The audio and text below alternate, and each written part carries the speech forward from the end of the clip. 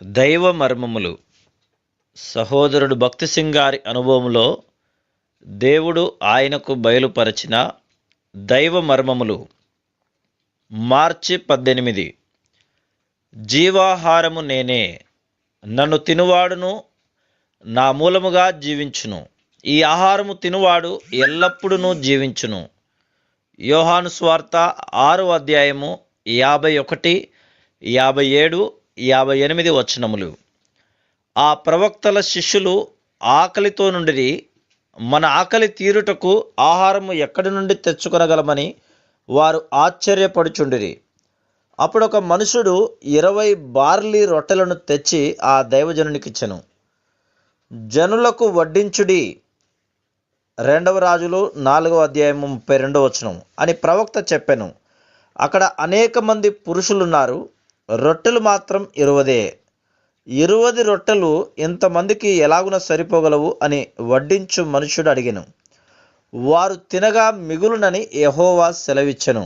గనుక జనులు భోజనము చేయునట్లు వడ్డించుము అని ప్రవక్త ఆజ్ఞాపించెను. వారు తృప్తిగా తినిన తర్వాత ఎంతో మిగిలిపోయెను. నీ మెదడును, నరములను, కడుపును చెరుపు విషం ఒకటి కలదు. బహు నెమ్మదిగా దాని పనిని అది జరిగించును. పాపము కూడా అంతే.